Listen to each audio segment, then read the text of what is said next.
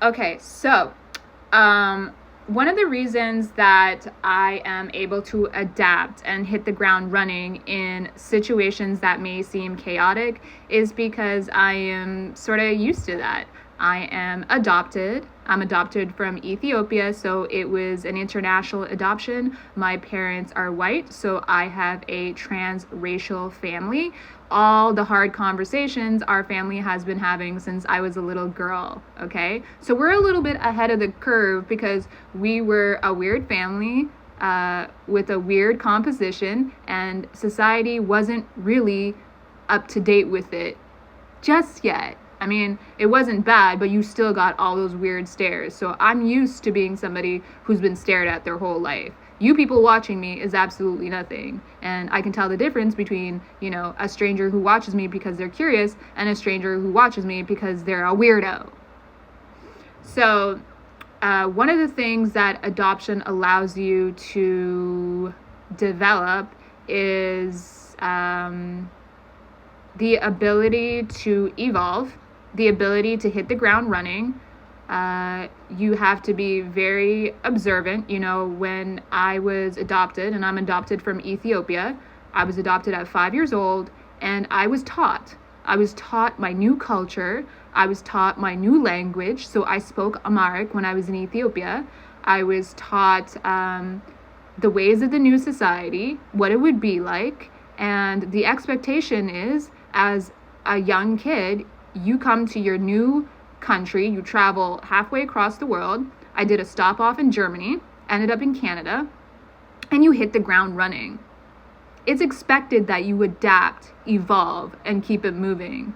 You don't have a choice. So very early on, I learned that sometimes life is out of your control and you got to keep it moving.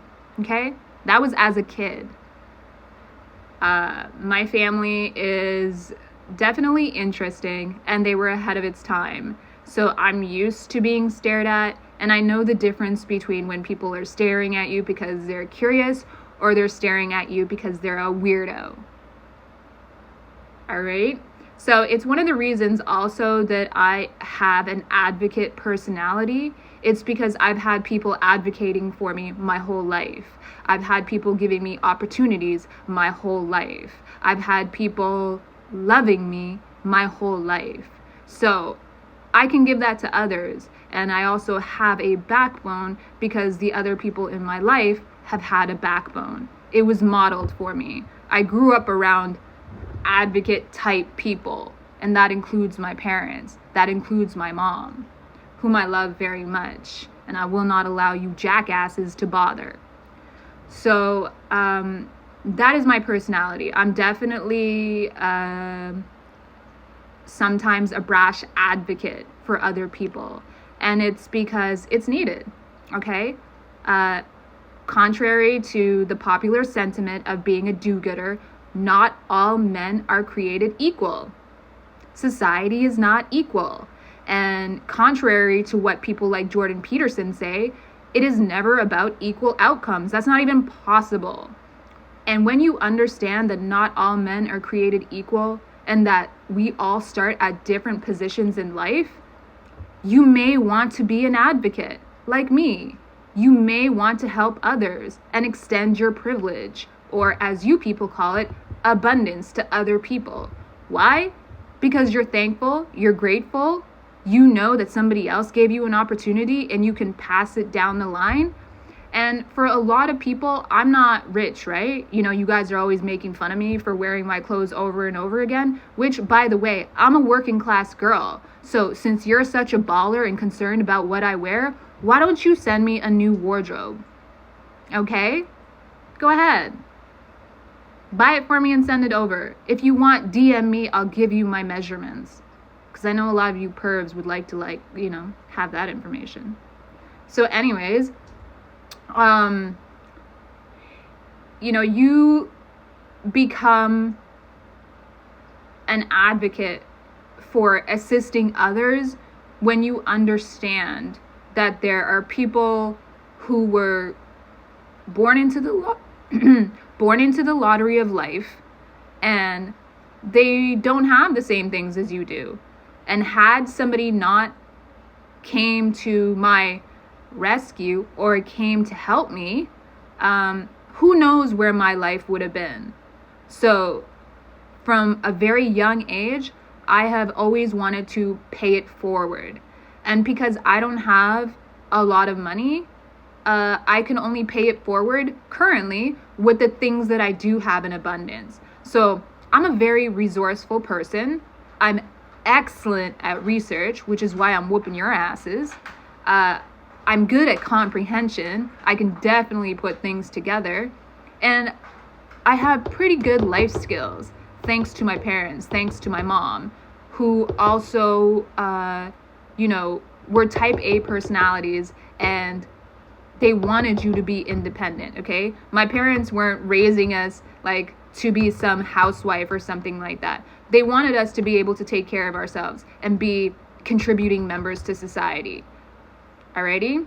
So we butted heads a little bit, but as an adult, I'm so thankful for it. Sometimes you need a disciplinarian or somebody who has a type A personality with high standards to get your bum in order, right? So that's really where my backbone comes from. That's where my advocacy comes from, is just my experience of being adopted and being raised, before I was 5 years old by missionaries. I lived at a missionary. So unlike all of these people who are sitting here LARPing like they're prophets and whatever, I have history before I was 5 years old of the church, okay? Legitimate missionaries who they don't just sit here on TikTok or YouTube or somewhere else and talk your ear off. They're out there doing. They don't talk the talk, they walk the walk, and they never have to talk the talk because you can see it through their walk, okay?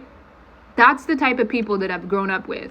They don't need to talk, they walk, while a lot of you people are just talkers and you take from the walkers. So that's why I have a spine that you cannot break. You will never break. And I am here, I help people with whatever I can. And a lot of that was just knowledge, just sharing. I mean, you pick it up as you go in life. It's everywhere. And if you can put it together and you know how to synthesize it and you know how to communicate, then that's one way for you to give back. That's one way for you to pay it forward, for you to just assist people with knowledge, with sharing information, with sharing resources. And hopefully one day when I do have the funds, I will be able to give back in a way that really lifts people's lives. And I think that might be real soon. So we'll see. But I already have in mind the people that I would be helping and where my charity would go to. So don't be coming to me with your hand out if you are a part of this multiple perpetrator stalker network, because you're definitely not one of those people. Matter of fact, you owe me some charity. Start with that new wardrobe.